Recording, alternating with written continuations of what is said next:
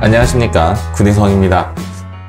2년 전에 동영상을 찍다가 어떠한 사유로 좀 중단을 하고 이제 다시 한번 더 찍어보자는 마음을 먹고 오늘부터 조금씩 동영상 촬영을 한번 해볼까 싶습니다.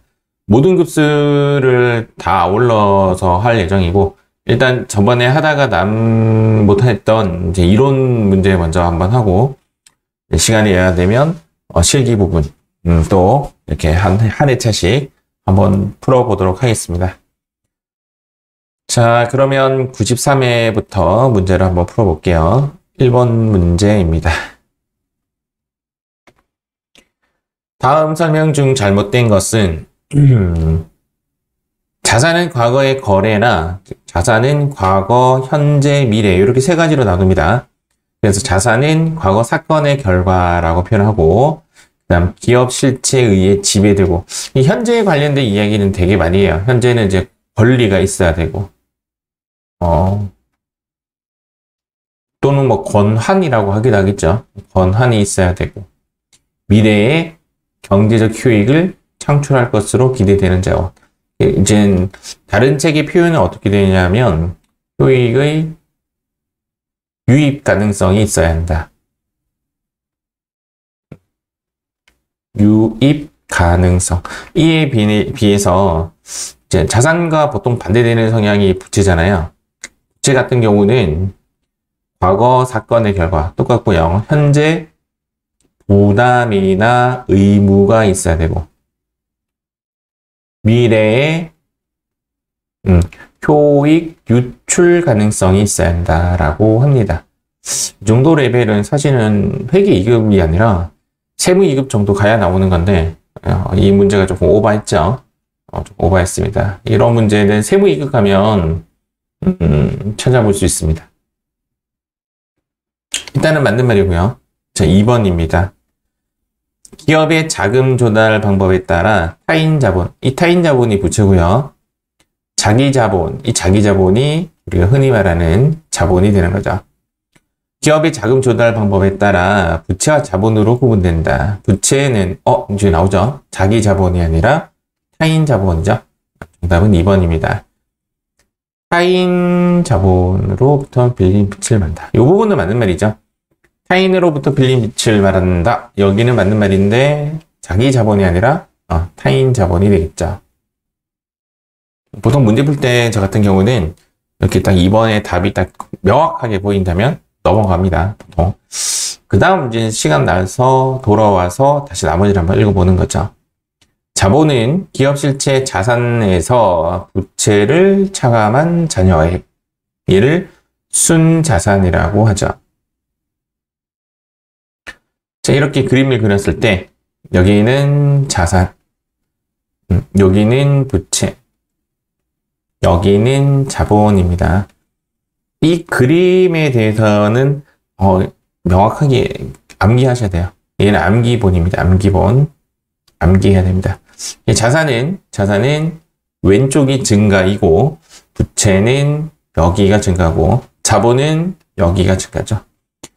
그래서 자산은 왼쪽이 증가하고 부채와 자본은 오른쪽이 증가이고, 이제 자산 총액에서 여기 보시면 자산 총액에서 부채를 차감한 것이 돼야 되는데, 맞네요. 자산 총액에서 부채를 차감한 잔여액이 순자산이 되는 거죠. 4번입니다. 비용에 대한 정의죠.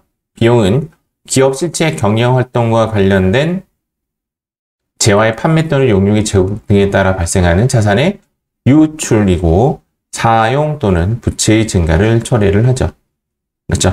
이에 반해서 수익은 반대말이 될 겁니다. 유입, 부채의 감소를 초래한다. 뭐 이런 식으로 갈 수 있는 것이 되겠죠. 자, 2번 문제 가겠습니다. 자, 다음 중 회계의 순환 과정을 올바르게 나열한 것은, 이제 회계의 순환 과정은 회계 2급 단골이죠. 회계 2급에서 나오는 유형의 문제고요. 일단은 여기 보니까 디귿이 좀 대세 남았죠. 디귿. 거래가 발생이 되고 나서, 그 다음 거래가 발생하고 나면 얘를 이제 붕괴를 해야 돼요. 그렇죠? 붕괴를 해야 되고, 분개를 하고 나서 이야기입니다. 분개를 하고 나서 그다음 얘를 총계정 원장으로 옮기는 것. 자주 나오는 문제죠. 총계정 원장으로 옮기는 것을 무엇이라고 한다? 전기라고 하죠. 전기랍니다.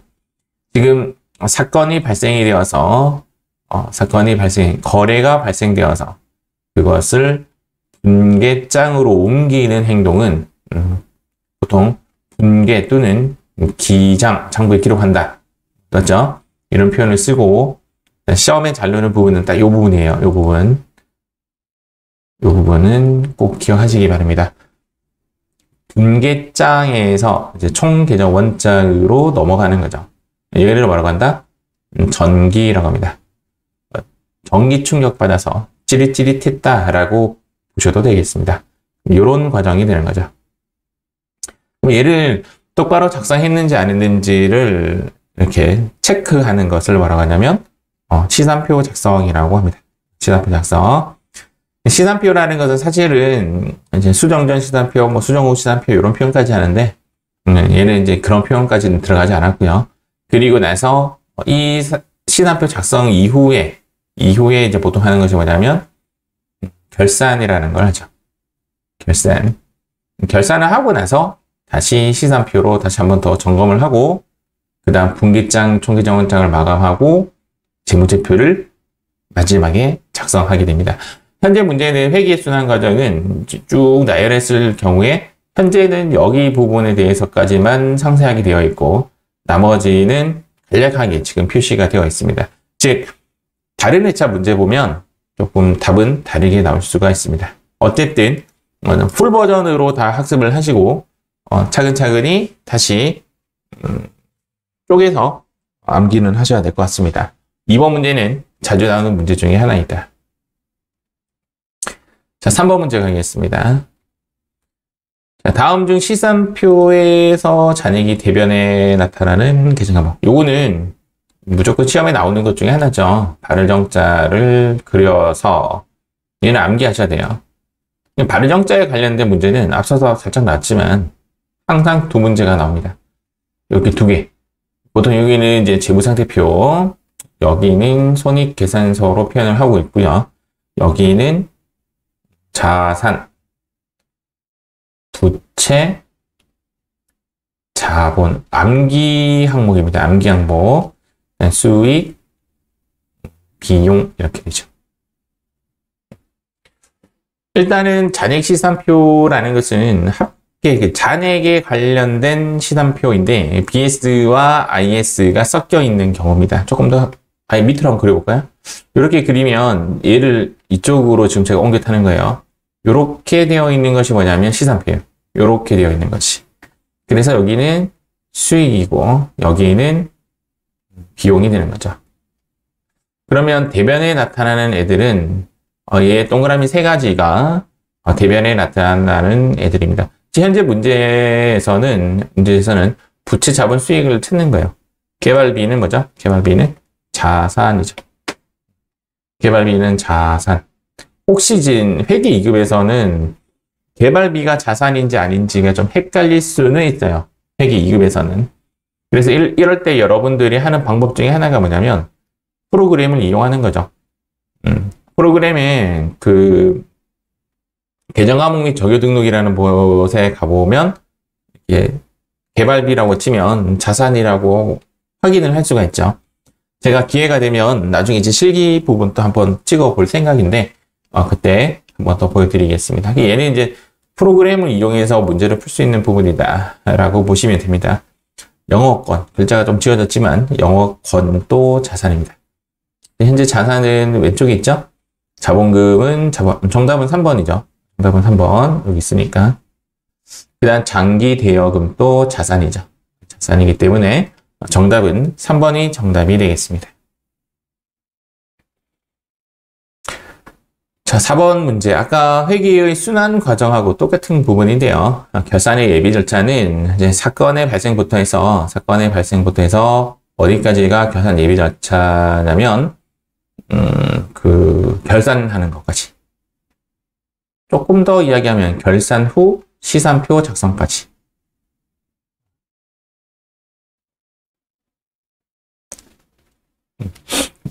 제가 풀 버전 한번 해볼게요. 사건의 발생. 사건이 발생되고 나면 뭐 한다? 분개를 하겠죠. 그래서 분개장으로 옮겨탑니다. 그리고 나서 얘를 총계정원장에 작성을 합니다.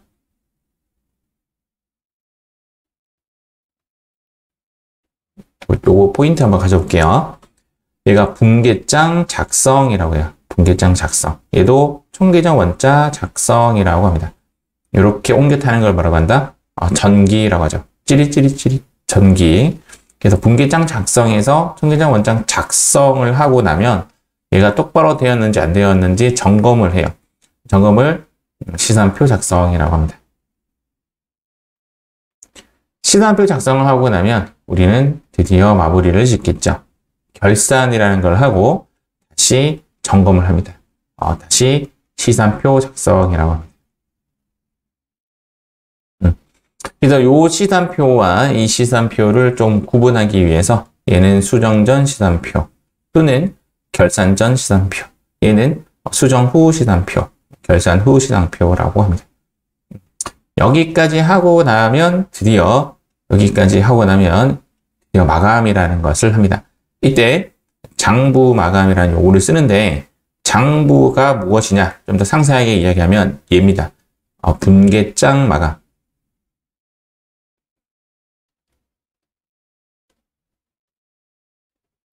그 다음 얘가 총계정원장 마감. 총계정원장 마감이라고 합니다. 지금 현재 포인트가 보면 여기는 분개장 작성, 얘는 총계정원장 작성인데 얘는 분개장 마감, 총계정원장 마감이라고 되어 있죠. 그리고 나면 드디어 재무제표를 작성하게 되는 거죠.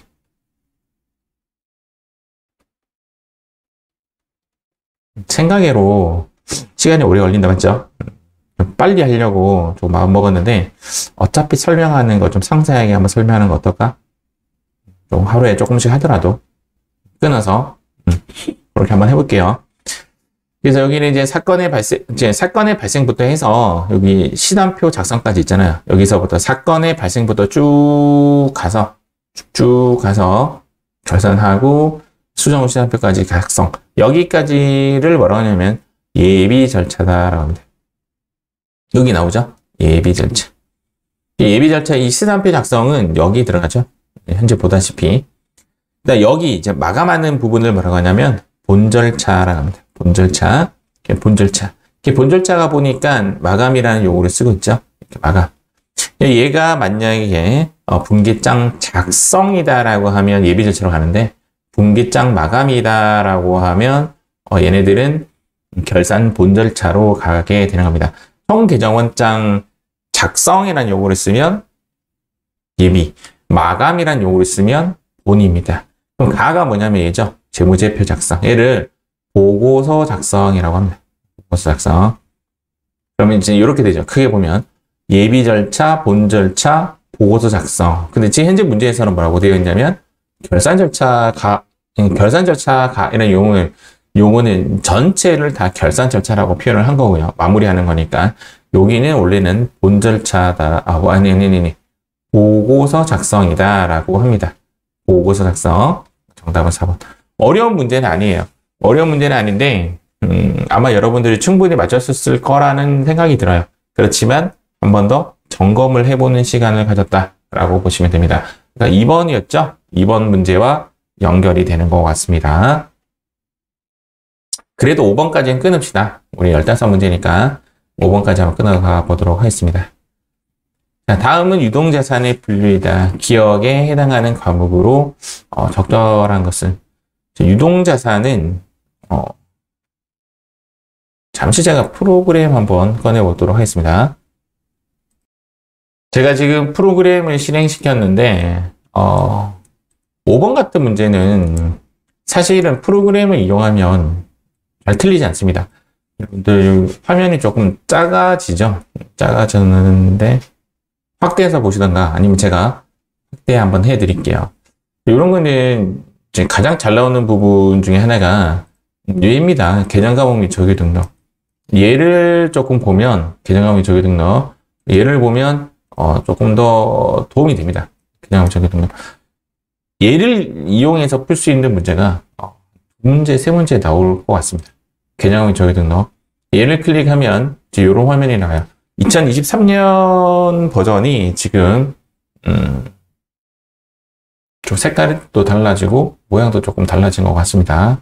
그래서 여기 보시면 유동은 당좌와 재고로 이루어져 있다 이렇게 되어 있습니다. 그런데 지금 보면 당좌 자산의 번호 체계가 101번부터 145번이란 말이에요. 오른쪽에 보니까 101번부터 145번까지가 있겠죠. 이게 당좌 자산에 들어가는 친구입니다. 얘를 조금 참고 한번 해볼게요.